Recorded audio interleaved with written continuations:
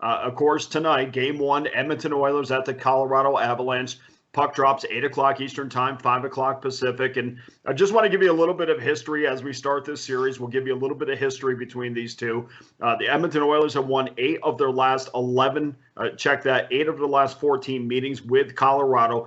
That dates back to 2016, but it gives you some idea of what the series has been between these two. Colorado has won 2 of 3 in 2022, and the favorite has won the last 6 meetings. So you put that in your back pocket as you head into Game 1. Let's take a look at the number. Colorado minus $1.75. Total sitting at 7, under minus $1.25. That number stuck at $1.80 a long time. In fact, it did overnight. Just changed a little bit this morning. We're now starting to see some Oilers money coming in. Public siding with the over as this number has been bumped up from 6.5 to 7. So we're going to see some 7s in this series, which should be interesting to see which way the money goes from that point. Goaltenders tonight, of course, Mike Smith and Darcy Kemper. And first, the rest of the year, a rest at this time of year, I should say, is so beneficial. And we've seen that in the postseason so far. We've seen it with Colorado. We've seen it with Tampa Bay. And I just think there's so much talk about teams learning how to win the Stanley Cup. And we saw that for 4 years with the Tampa Bay Lightning before they broke through to win 2 straight. And I think that we're starting to see that with the Avalanche, who haven't won a cup in 21 years. Hard to believe they haven't won in 21 years. That was the Bob Hartley team back then. But they've lost in the first or second round in the last 4 years. So just going back to rest, I think that is such a key element, especially going into Game 1, that we must look at. This was a year that, Brian Blessing, rest in peace, and myself both thought that Colorado was going to win the Stanley Cup, mostly because of the depth on the roster. There's no reason for me to change that now. I haven't seen anything to make me think that is not going to hold true. And when we talk about the Oilers, they're fresh off a tough and strange series against the Calgary Flames, one that saw the emergence of their top line. Of course, we know how great Connor McDavid was, but obviously with McDavid and Draisaitl, those guys carried the Edmonton Oilers on their back for sure. They're top heavy.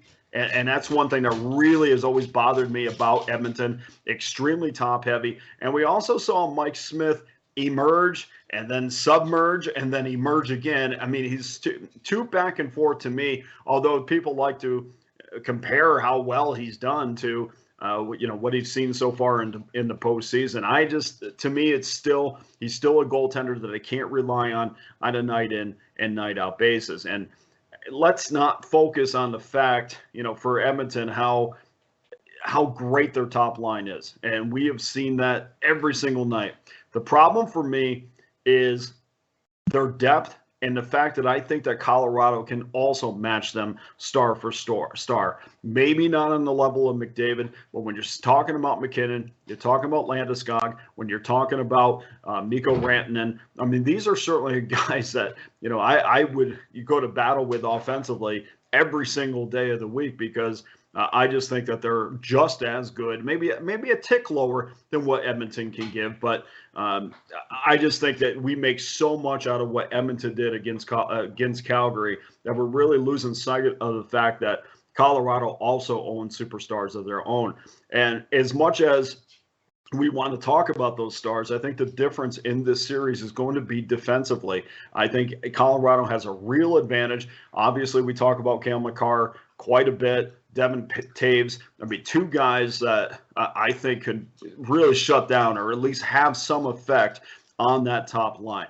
I think that's going to be the difference in this series. Edmonton gives up way too many chances. We saw that against Calgary. There was a time where they were head and shoulders better than Calgary at some points, but they let the door open. Calgary walked back in again and had a chance to push this series even further than it was. I just feel uncomfortable with them defensively, and from top to bottom, from the top line to the bottom line, to them defensively, and of course goaltending. I think they have an advantage there. I like Colorado between these two teams. So let's take a look at tonight's official pick on the game.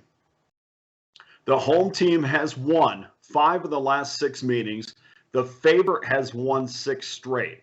The Oilers have not been a reliable wager when they're coming off rest, which has been a trend that's gone on for years now, if you follow that. But when they're coming off a prolonged period of rest, they have been a horrific team to bet on. Colorado has won 16 of 21 after 3 days off or more. I'm not going to lay the big number with Colorado because I just think it's way too much if we're trying to build bankroll. But I feel more than confident with the Avalanche in regulation, and we're going to take them minus $1.15.